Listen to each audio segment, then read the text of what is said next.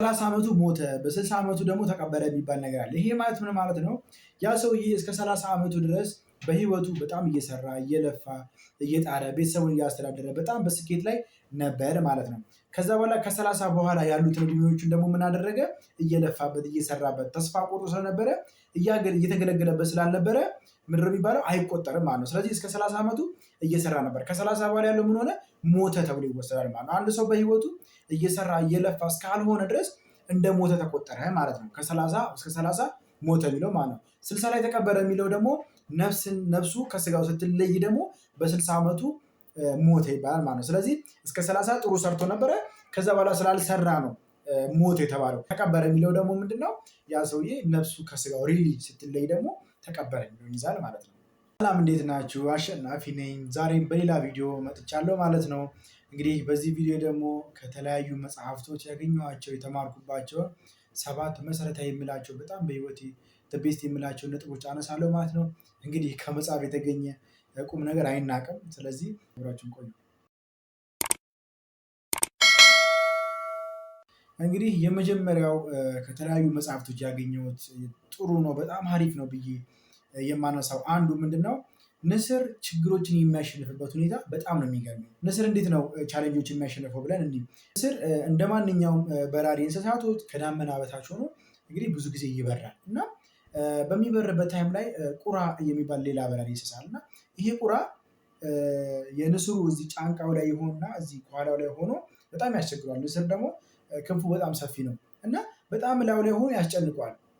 ንስር ደግሞ ያንን ቁራ ለማስለቀቅ ምንም አይነት ትግል አያደርግም። አንደኛ በጣም ሰፊ ነው እና የሚጠቀምበትን ቴክኒክ ነው የምነግራችሁ። እና ምንድነው ምንም አያደርገውም፣ አይታገለውም፣ ለማስለቀቅ አይሞክርም፣ ምንም ነገር አያደርግም። ጀስት ምር የሚያደርገው ቁራውን እንደ ችግር ተቀብሎ ጀስት ምን ያደርጋል? ከዳመና በላይ ፍላይ ያደርጋል። ሞሮፍ በጣም ንፋስን በጣም እየበጣጠሰ ወደ ላይ ፍላይ ያደርጋል። ስለዚህ ልክ ንስር በዛን ፍላይ ወደ ላይ በጣም በሚሄድበት ታይም ላይ ቁራ ምን ያደርጋል? ኦክሲጅን በሚያጥረው መተንፈስ በማይችልበት ሁኔታ ላይ ሲሆን ራሱ ቁራው ከንስሩ ላይ ተነስቶ ይወርዳል ማለት ነው። ስለዚህ ቁራው ችግር ሆነበት ለንስሩ። ነገር ግን ንስሩ ከዛ ቁራ ጋር የመታገል ወይም ደግሞ ያን ቁራ የማስለቀቅ ሂደት ላይ ሳይሆን ያለው ምንድን የሆነው? ቀጥታ ወደ ስኬት ነው ሄደው፣ ወደ ተሻለ ቦታ ነው ሄደው። ቀጥታ እሱ ወደማይችልበት እሱ ወደማይገዳደርበት ቦታ ነው ሄደው። ያ ምንድነው?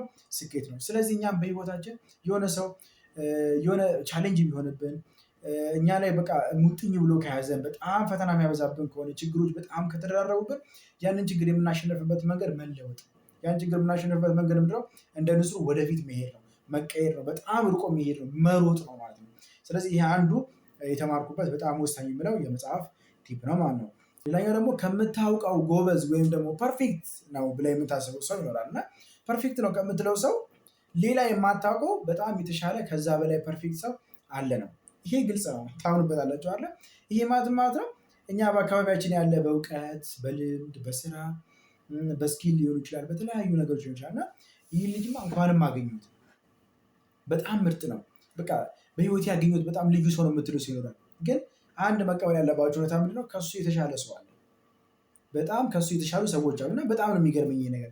ግን ይሄ ነገር አንድ ነገር ሊያሳስተን ይችላል። ምንድነው እሱ?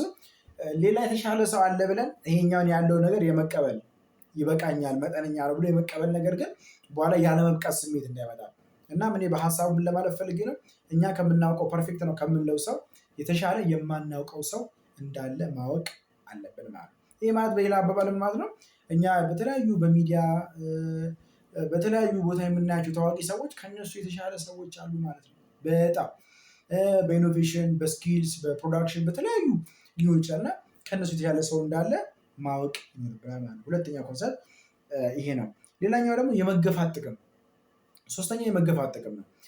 እንግዲህ የመገፋት ጥቅም ስንል እንግዲህ ብዙ ሰዎች ስፔሻሊ ይሄ ነገር ያጋጥማቸዋል።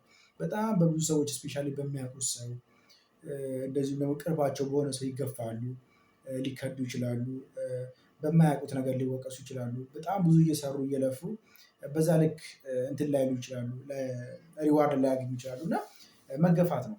በተለይ ስፔሻሊ በጣም ከምታውቀው ሰው ምናምን ሲሆን ደግሞ ሞሮፍ ትንሽ ኮንፊውዝ ያደርጋል እና በጣም አሪፍ ነው። መገፋትን እኔ በጣም ነው የምወደው። ምክንያቱም አንድ ሰው እየተገፋ ነው ማለት ውስጡ ያለውን አቅም ወይም ደግሞ ድብቅ በውስጡ አለኝ ብሎ የሚያየው ነገር እንዲያወጣ ይጠቅመዋል። አንድ ቀን ከዛ ከተገፋበት ቦታ ቆርጦ የወጣ ቀን አቅሙን ያወጣል፣ ራሱን ያያል፣ ጉልበቱን ያያል፣ የራሱን ኤነርጂ ይጠቀማል፣ ክሬቲቪቲውን ይጠቀማል፣ ኢንስፓየርድ ይሆናል፣ የተሻሉ ሰዎች ጋር ይገናኛል፣ ሞሮፍ በጣም የተሻለ ይሆናል።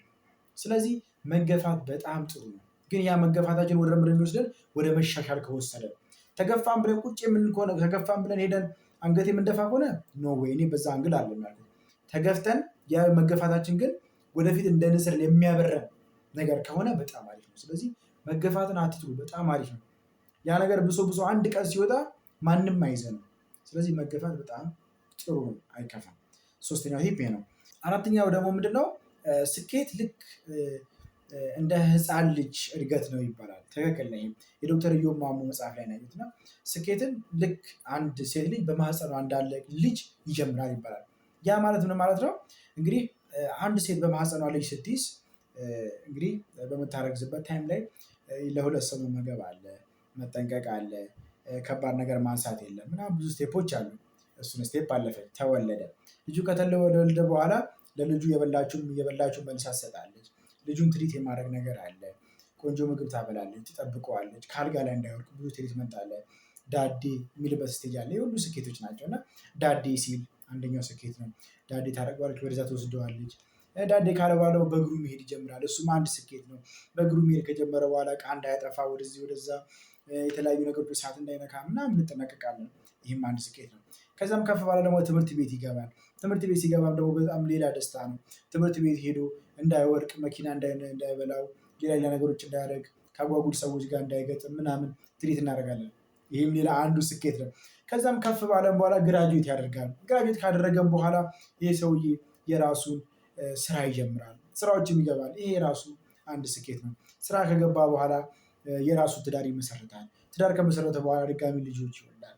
ልጅ ከወለደ በኋላ ደግሞ እንደዚህ ይቀጥላል። ስለዚህ ይሄ ሁሉ ስቴፕ ምንድነው? የስኬትን ያመለክታል ማለት ነው። እንግዲህ ይሄ ሁሉ ነገር ያወራሁት ምንድነው? ስኬት ማለት ይሄ ሁሉ ፕሮግረስ አለው።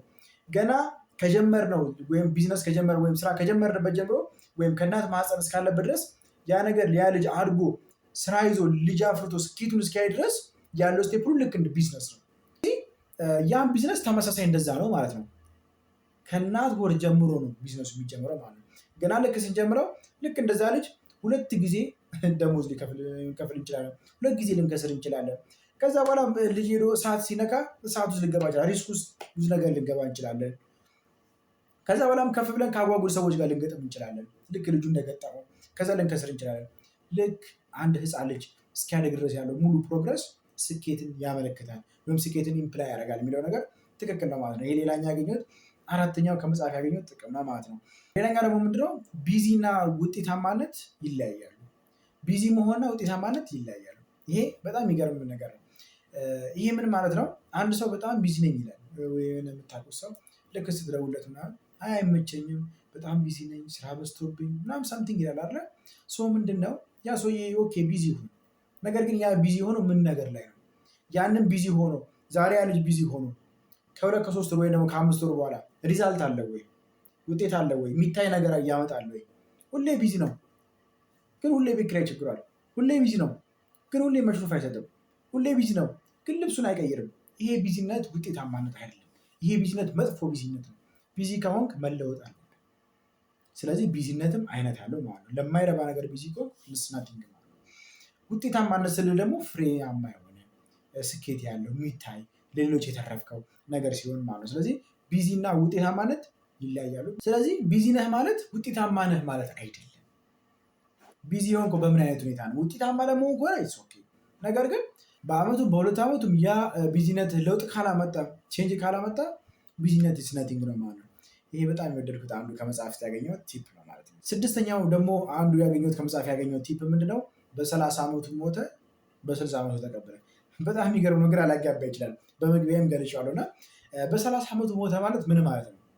በ30 ዓመቱ ሞተ ማለት ያ ሰውዬ ተወልዶ 30 ዓመት እስኪሞላው ድረስ እየሰራ ነው፣ እየለፋ ነው፣ ስኬት ላይ ነው፣ እያደገ ነው፣ ቤተሰቡን ያስተዳድራል፣ ራሱን ይቀይራል፣ ብዙ ነገሮችን ያደርጋል። ነገር ግን ልክ 30 ላይ ሲሆን ምን አደረገ?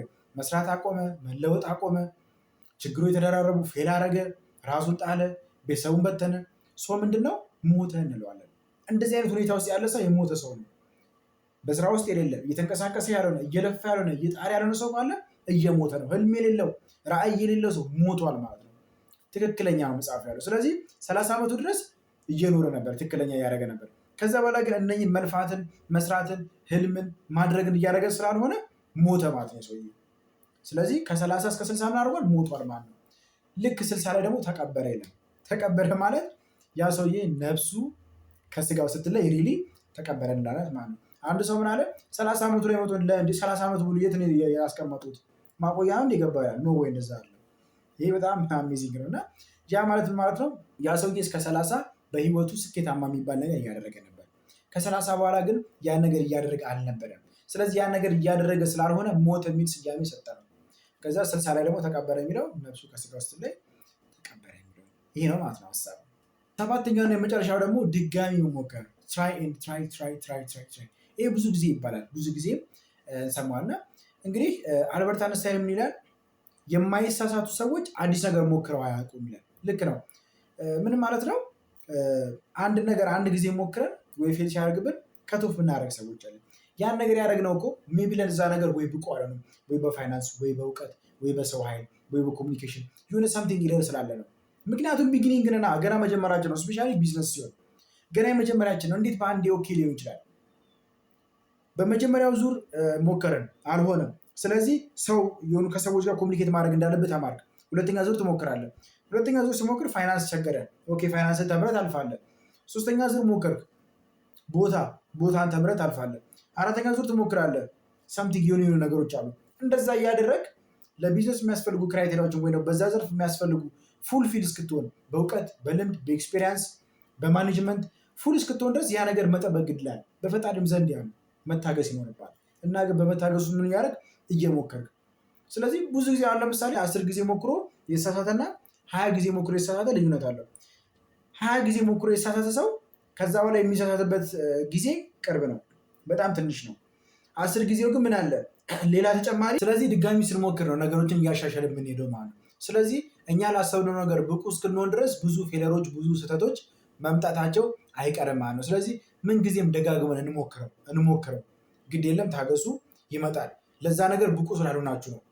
የዛሬ 2 ወር ሰርተህ ፌል ካረግ የዛሬ ዓመት ደግሞ ለዛ ነገር ብቁ ስላልሆንክ ነው። እና የዛሬ ዓመት ደግሞ ሊሆን ይችላል በዛ ነገር ሬዲ ሆነ መጀመር። ስለዚህ ትራይ ኤንድ ትራይ የሚለው ነገር መያዝ ይኖርብናል ማለት ነው። እንግዲህ እነኚህ 7ቱ ከተለያዩ መጽሐፍቶች ያገኟቸው ቲፖች ናቸው ማለት ነው። ይጠቅማቸዋል፣ ለእናንተ አሪፍ ነው ብዬ እኔም የተማርኩባቸው የጠቀሙኝ ነገሮች ለእናንተ ሼር አድርጌያለሁ ማለት ነው። እናንተም እንዲሁ በተመሳሳይ ከተለያዩ መጽሐፍቶች ያገኟቸው እንዲህ አይነት ቲፖች ካሉ ኮመንት አድርጉልን፣ እንግዲህ እንወያይባቸዋለን። የዛሬ ቪዲዮችን ይህ ይመስላል። አይሆፕ ጥቂትም ቢሆን የተወሰነ ነገር እንዳገኛችሁ እናስባለን። እንግዲህ ዋናው ቪዲዮ የምንሰራበት ዓላማ ምንድነው? ትንሽዬም ነገር ቢሆን እናንተ ጋር እንድትቀር እንድትይዙ በሚል ነው። ዛሬ ቪዲዮ ይሄን ይመስላል። ቀጣይ በሌላ ቪዲዮ እስከምንገናኝ ሰላም።